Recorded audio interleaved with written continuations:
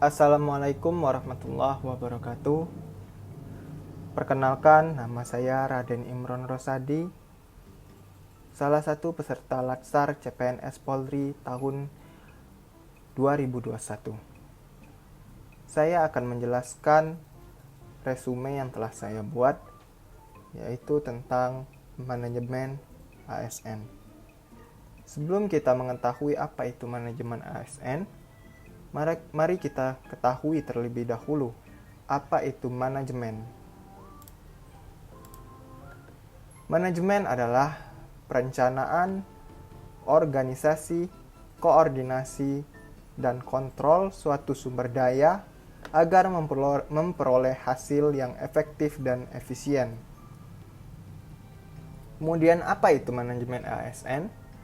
Manajemen ASN adalah pengelolaan ASN untuk menghasilkan pegawai ASN yang profesional, memiliki nilai dasar, etika profesi, bebas dari intervensi politik, bersih dari praktik korupsi, kolusi, dan nepotisme. Apa itu ASN? ASN atau sering disebut dengan aparatur sipil negara adalah yang terdiri dari pegawai negeri sipil atau sering disebut dengan PNS dan pegawai pemerintah dengan perjanjian kerja atau disingkat dengan P3K. Kemudian apa itu fungsi dari ASN? Fungsi dari ASN yaitu yang pertama pelaksana kebijakan publik, di mana seorang ASN dapat mengimplementasikan atau menerapkan suatu kebijakan publik melalui suatu program, aktivitas, aksi, atau tindakan dalam suatu mekanisme yang terkait pada suatu sistem tertentu. Kemudian yang kedua, pelayan publik, yaitu di mana ASN dapat melayani masyarakat dengan sepenuh hati tanpa membeda-bedakan agama, ras, suku, dan budaya. Dan kemudian yang ketiga yaitu sebagai perekat dan pemersatu bangsa. Apa itu PNS? PNS atau pegawai negeri sipil merupakan warga negara Indonesia yang memenuhi syarat tertentu untuk diangkat secara tetap oleh pejabat pembina kepegawaian untuk menduduki jabatan pemerintahan dan memiliki nomor induk pegawai secara nasional. Kemudian sistem. Untuk mendapatkan profil pegawai yang produktif, efektif, dan efisien, diperlukan sebuah sistem pengelolaan sumber daya manusia yang mampu memberikan jaminan keamanan dan kenyamanan bagi individu yang bekerja di dalamnya. Sebuah sistem tersebut haruslah efisien, efektif, adil, serta terbuka. Adapun sistem tersebut adalah sistem merit.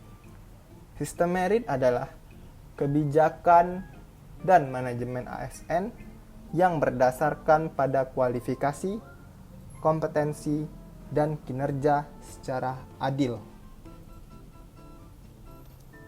Dalam sistem merit, berbagai keputusan dalam manajemen sumber daya manusia didasari pada kualifikasi, kompetensi, dan kinerja.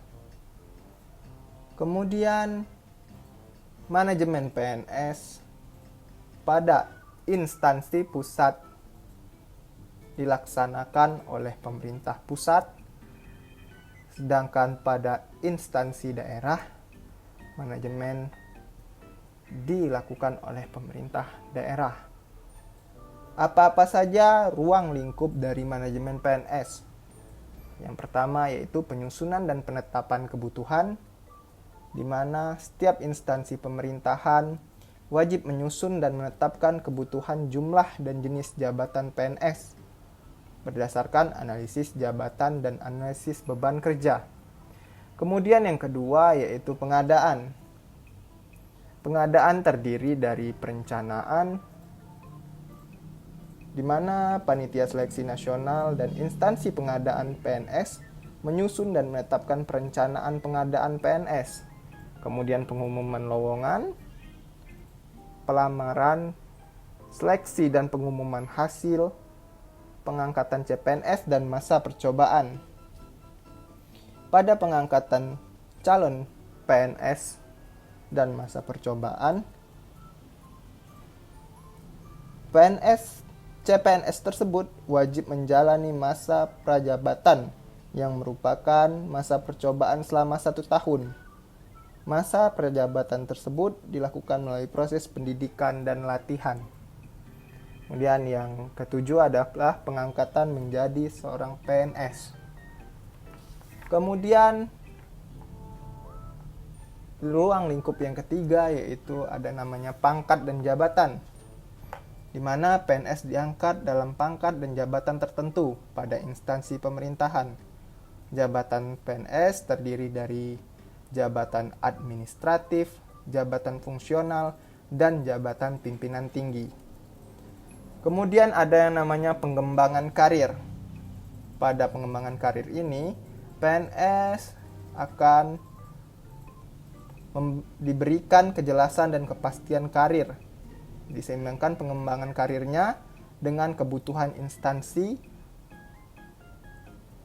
Kemudian ada yang namanya pola karir.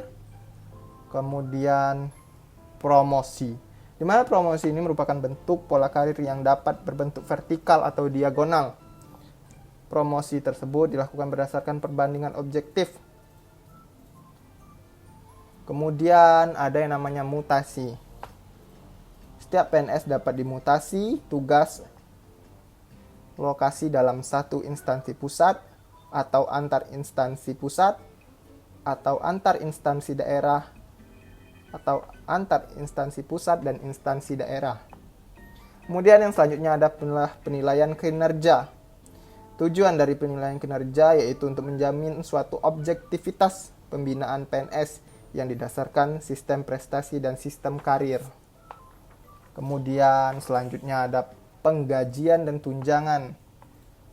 Ada penghargaan, pendisiplinan, di mana bertujuan untuk menjamin terpeliharanya tata tertib dalam kelancaran pelaksanaan tugas.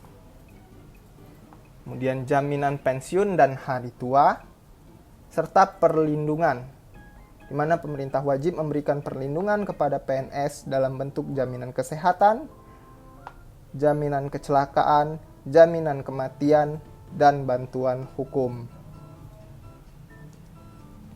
Mungkin itu saja yang dapat saya sampaikan. Lebih kurangnya saya mohon maaf.